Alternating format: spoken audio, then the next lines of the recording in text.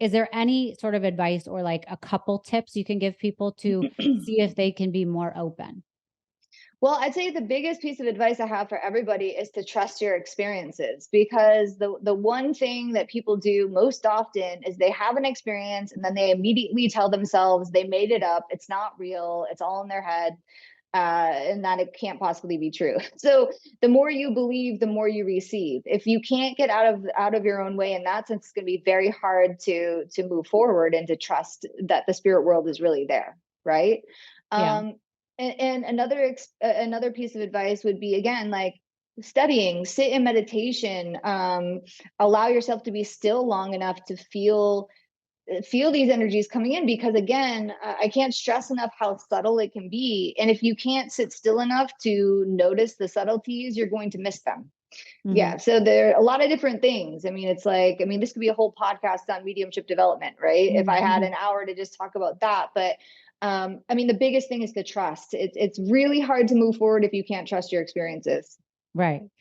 Do you believe in signs? A lot of people will say, "Oh, my so and so loved rainbows, or they loved, butterflies," and then after that person passes, they will see that all the time. Do you believe in that, or do you, and is that a real thing, or do you think that's somebody really just holding out hope and now kind of pointing those things out because they know that that reminds them of that person? Look, I believe in signs. I believe in symbols. I believe in all of it. Mhm. Here's my take on that. It's not that the spirit, and this is my personal belief, right? Everybody has their own way of experiencing the spirit world, and their own views and values and whatnot. But it's not like the spirit of the person is inside the butterfly. It feels more like this. You might be walking down the street, and all of the sudden, you're like, I have to look left. And there you look, and there's a butterfly right next to you. Had you not been guided to look at that moment in that direction, you would have totally missed it. Mm, Um, and I just want to share, because sometimes it can sound kind of like cheesy when I'm giving a reading. I'm like, oh no, do I really have to say look for rainbows? And like, this feels so cheesy. But I'll tell you, like my brother passed away last year, right? And sorry. it's thank you. It's been very interesting for me, as somebody working in this field professionally, who can connect with other people's loved ones all the time, to not be able to feel my brother around me. So this has been like, he's dead. He's been dead for a year. Haven't really felt him, but at his funeral, and everybody saw this at the funeral. We looked up and there was like a rainbow around the sun. It's some sort of it's called something. I can't remember what it's called, but it's a meteorological thing. Phenomenon or something. Yeah, Yeah. phenomenon. So we all saw it. Like everybody at the funeral is taking pictures of it. We're like, this is crazy. And then I went to the Airbnb after his funeral. I'm sitting on the deck. It's raining. Another rainbow. It's like right going through the lawn. I mean, it's low. It's like below the trees. And like, this is also very interesting.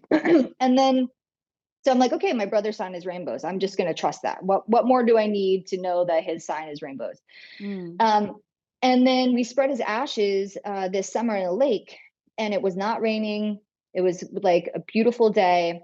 Spread the ashes, and there are 5 people in the boat. We look up, and there are these micro mini rainbows forming all over the place. Like, I'd love to send you pictures of this because I've never seen anything like it. It wasn't a full rainbow, it was just like these little rainbows kind of appearing everywhere.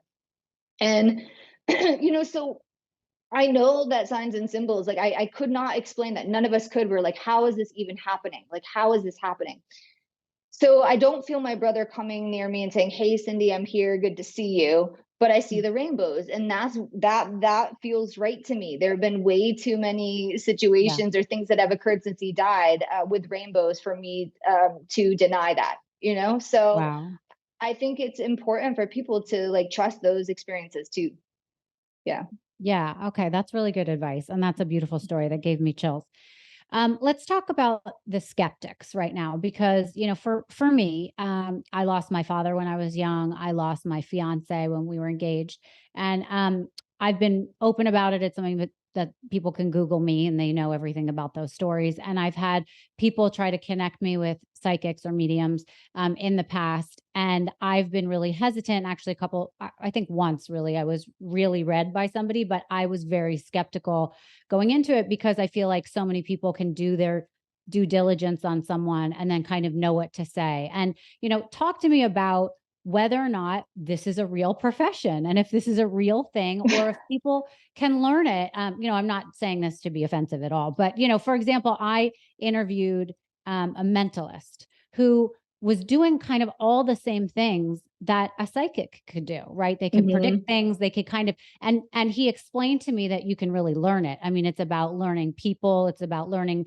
body language, and then kind of steering them in the way to get them to answer, or to get you to say things that they kind of egg you on, and then you know where you're going. So talk to me about how to deal with the misconceptions and the skeptics, please.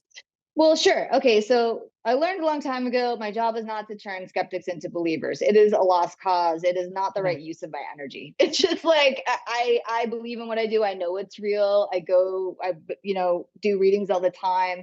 I can't deny the things that have happened with me having zero information. Right. So let me just say that to begin with. Are there people that lie and are there frauds? Absolutely. They exist in this profession too. It's very unfortunate. But what I will say is this, like, wait, can I ask you a quick question? Can you spot those people immediately? Not always. Okay. Not always. And mentalists, yeah, I don't know much about mentalism, but I do know mentalists tend to dislike mediums because they think we're mentalists when I'm not a mentalist. I've never studied mentalism, right?